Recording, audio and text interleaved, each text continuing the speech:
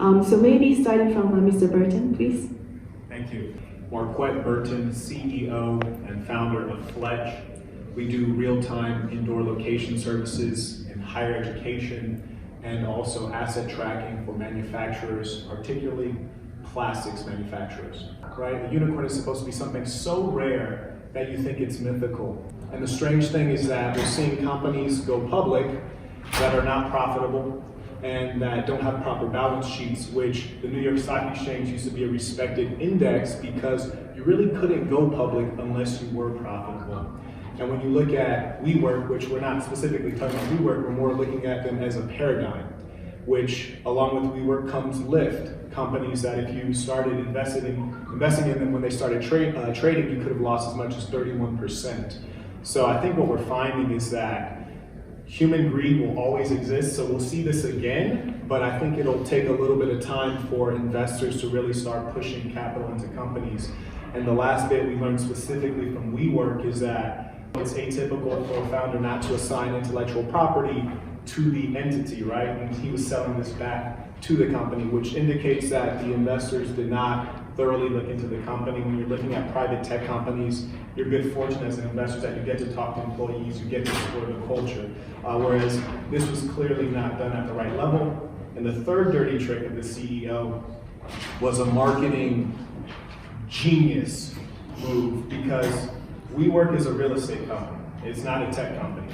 The reason people invest in tech companies is because you get a 30x return. You can't really do that in real estate. And the strange thing about WeWork is it was a marketing triumph because that model has gone on many times and it's clearly a bad investment model because of the following. If it's real estate, you're taking out long-term debt, right? Mortgages.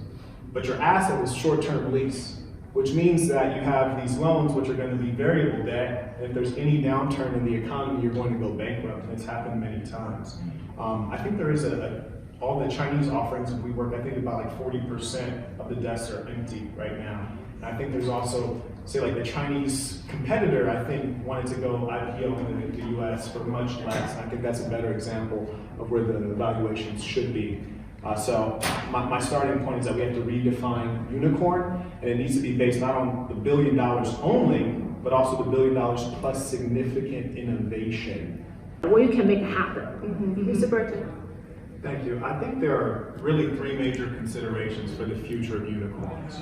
And first we have to look at three perspectives, because this is not the same from every perspective, right? There's the founder, meaning you started the company, you're Neuman. Then there's the investor before it goes public, SoftBank. And then there's the individual who invests after it goes public.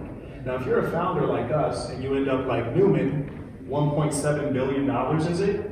You've done a great thing for yourself. So I would say he won. He was extremely successful in that case. SoftBank, on the other hand, I think they're up to $17 billion in investment. So what I'm saying is that SoftBank actually wanted to be the founder. This is what happens. SoftBank was driving up the value so that they could IPO, make a bunch of money, knowing that the company was not really a financially solvent company. And when they make their money when it goes public, the price is going to tank. And the people who are going to suffer are the people who invested in the public company.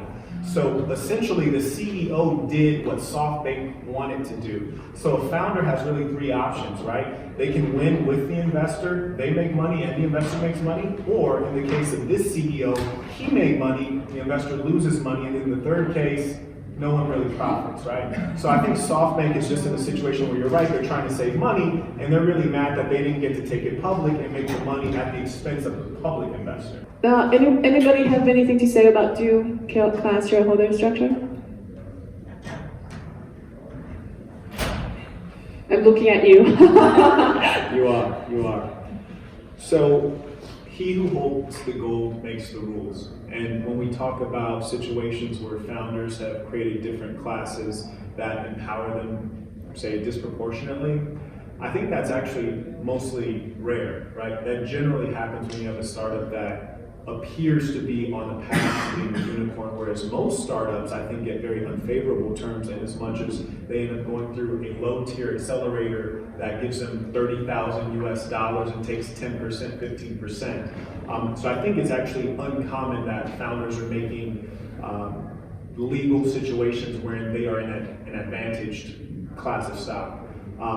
Also, I think that what I do like that I've been seeing is like the safe and different debt instruments, which are simpler, easier to understand, both for the founder and the investor. And as was mentioned earlier, you know, investors are looking for 30x, 20x, whatever the case is, to define a home run. And because of that, you don't need a convertible debt note where you have to pay it back in a year or 2 years. Really, you don't want to get paid back, so why waste time with an instrument that's sophisticated? But he said, Marquette, if you ever create a board, make sure your mother and father are on that board so that, so that you have complete control.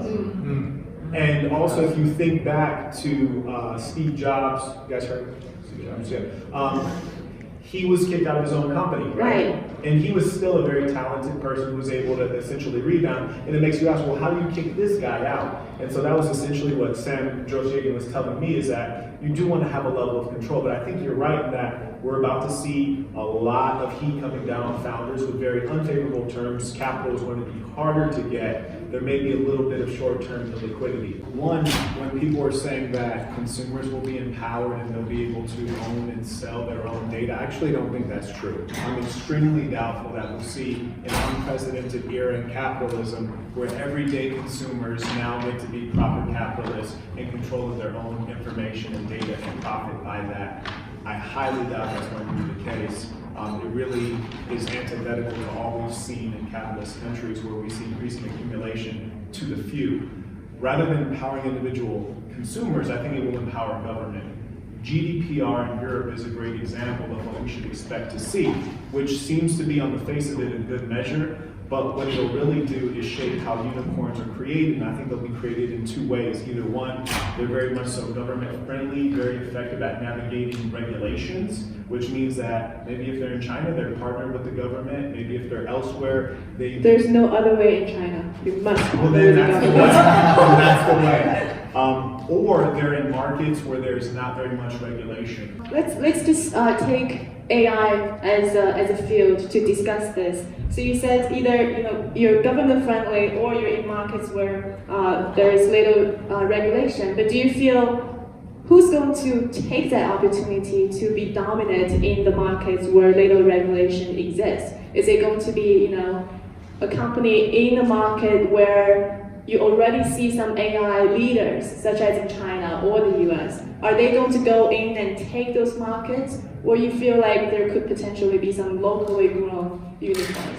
I highly doubt they'll be locally grown. So you're going to see the Chinese already have a very strong presence in much of sub-Saharan Africa. And not only are they going there and building in a literal sense, I think they're going to bring intellectual capital there. What about US startups? I think the US startups, so the government, with China, I said the government has led a way for a private industry to go in after the government has led a path.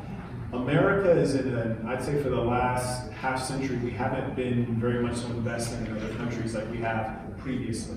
And I think that hurts the ability of the entrepreneur to follow that path. So I think American startup founders are thinking, let's build here or let's go to other developed markets that invite us in. I'll be very brief in my predictions. Over the next half century, America is going to continue to dominate per capita.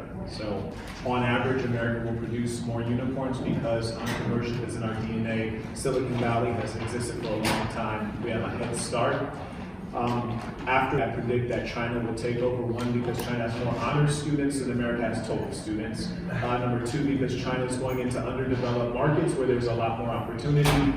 Their fervor for innovation, their population size, their expansion into new markets, and being able to access intellectual capital in the developing world will give them a tremendous advantage. And even as you said with Swarm, it's about the collective mind, and China's going to have a bigger advantage. Yes, we're very good at collective efforts.